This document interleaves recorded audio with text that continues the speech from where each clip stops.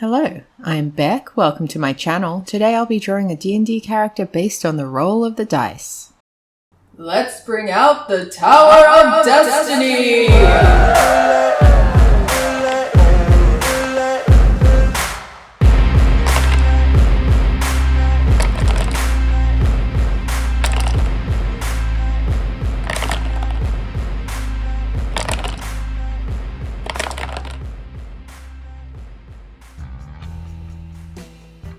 So we're doing something a little bit different this week in that instead of just doing a character, I'm actually doing a character's familiar, you might say. I'm doing the familiar for a vampire. And there are two ways to look at the creation of this character. Either you're creating, or I'm creating this familiar with a view to just having it as a familiar in my game where, say, I'd be playing the vampire. In that case, I would probably ignore the abilities table that we've just rolled and use the stats that come with, say, probably the cat page on the monsters. I don't know what these are called specifically. Stat blocks. The cat stat block has its own strength, dex, con, intelligence, wisdom, and charisma scores.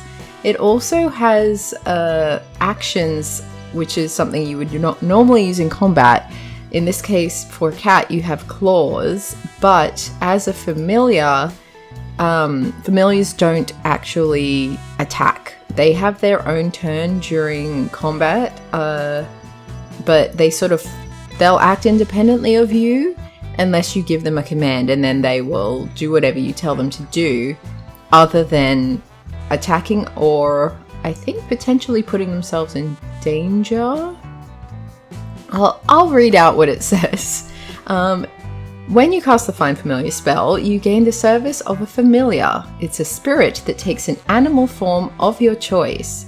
The choices are bat, cat, crab, frog, hawk, lizard, octopus, owl, poisonous snake, fish, rat, raven, seahorse, spider, or weasel.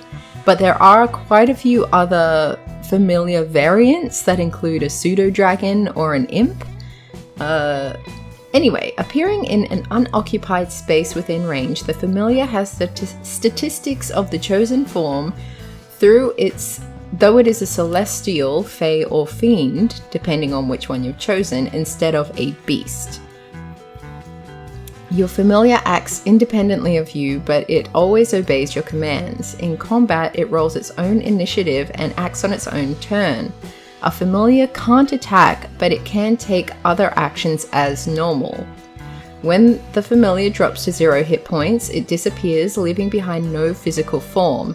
It reappears after you cast the spell again. As an action, you can temporarily dismiss the familiar to a pocket dimension. Alternatively, you can dismiss it forever. As an action, while it is temporarily dismissed, you can cause it to reappear in any unoccupied space within 30 feet of you. Whenever the familiar drops to 0 hit points or disappears into the pocket dimension, it leaves behind in its space anything it was carrying or wearing. And you could definitely use that creatively, because you could get your familiar to grab something and go to an opportune place and then disappear, and it essentially will drop it in place. While your familiar is within 100 feet of you, you can communicate with it telepathically. Additionally, as an action, you can see through your familiar's eyes and hear what it hears until the start of your next turn, gaining the benefits of any special senses that the familiar has. During this time, you are deaf and blind with no regard to your own senses, so you basically put your consciousness into the familiar while it's flying around or running around or whatever it's doing. You can't have more than one familiar at a time. If you cast the spell while you already have a familiar, you instead cause it to adopt a new form.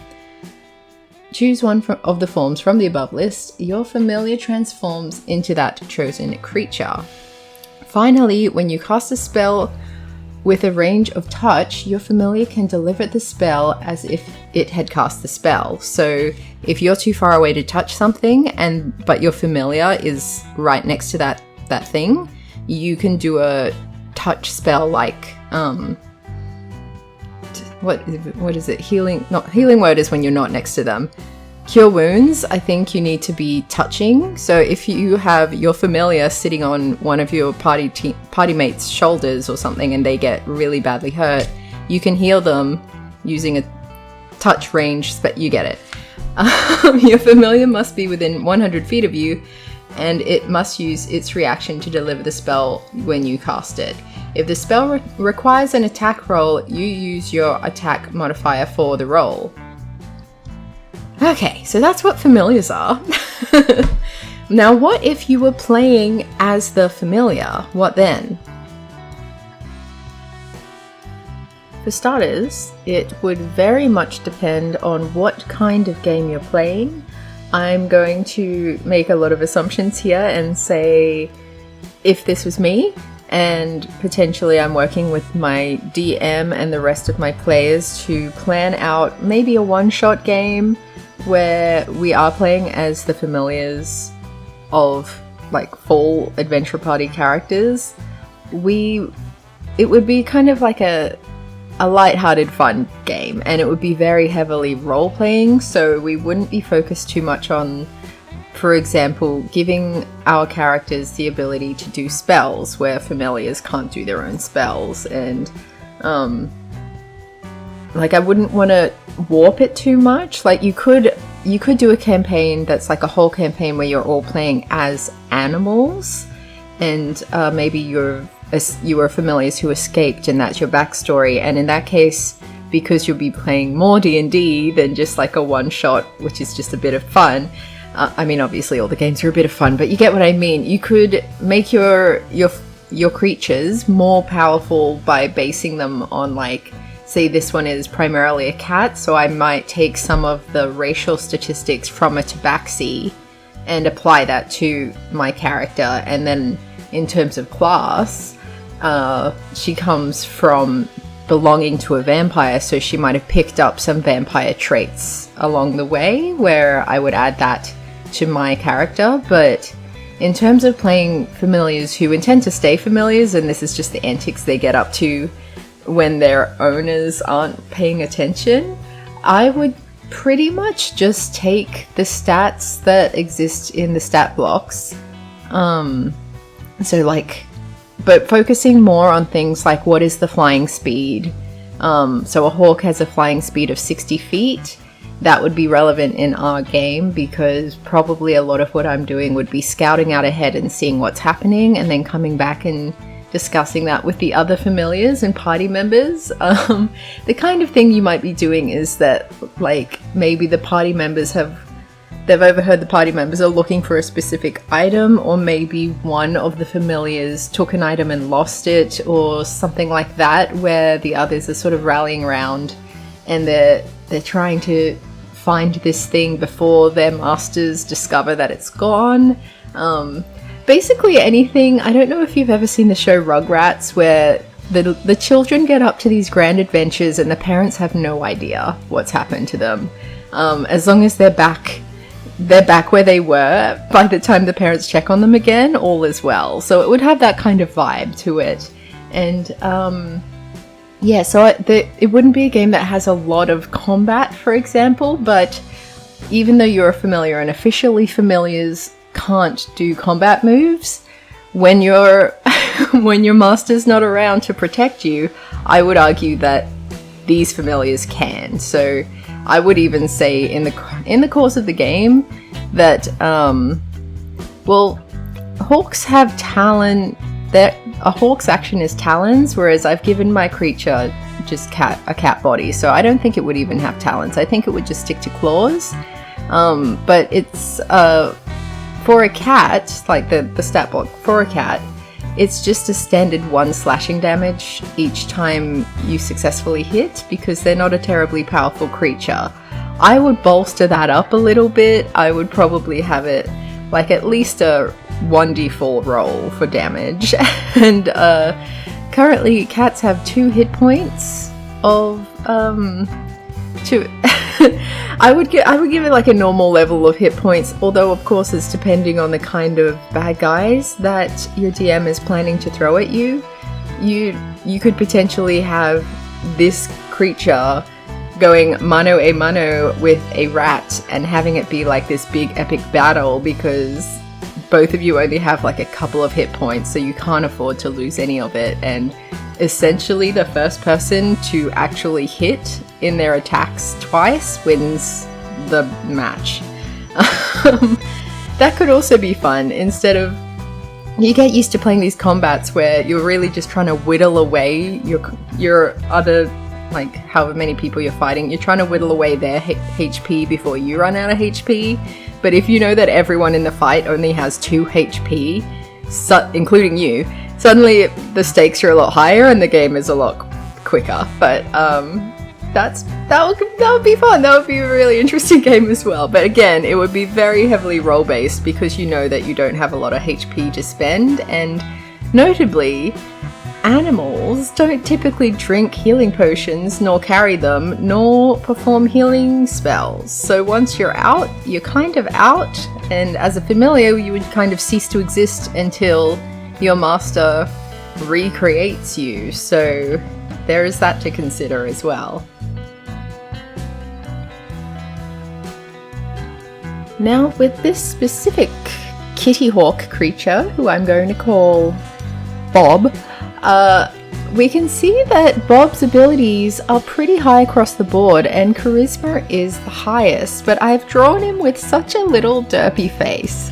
This is intentional because I think, being a vampire's familiar, he's been hypnotized so many times that, like, he's very wise and intelligent. Like, he's got a lot of history with this vampire, so he could be hundreds of quote-unquote years old. He's a spirit, so he doesn't age.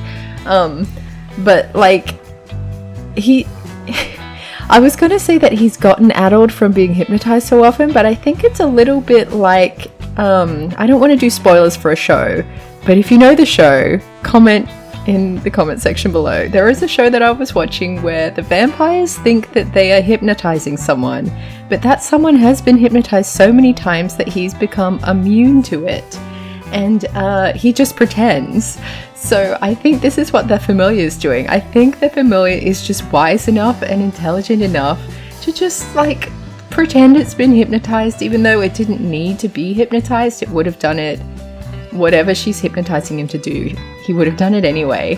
And that charisma is 0% intimidation. It's always, he's just so adorable that he has that cat thing of, like, he could break all her stuff and then just look at her very cutely, and she's like, whatever, it's fine. So that's the +3 charisma that we're looking at there.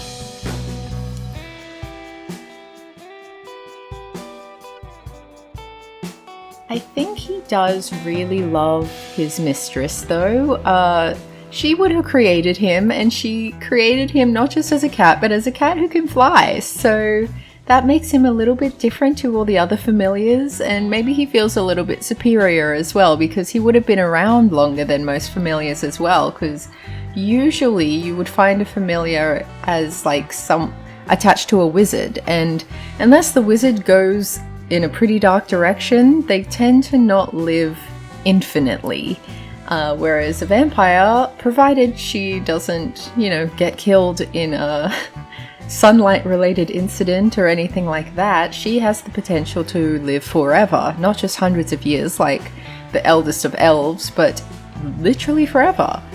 So this guy, he's reaping the benefits of that system. What did we think of Bob? What are your thoughts on this familiar? I think he's cool. I would actually love to play with this character. I think it would be so much fun. Especially just playing a game where it's just stupid fun, and, like, you have almost no hit points, so you're also terrified the whole time. All you need to do is, like, fall off something and you're dead. Anyway, on that happy note, I hope you've had a really great week, and I hope you have a great week moving forward, And I'll catch you next time. Thanks for watching, and bye.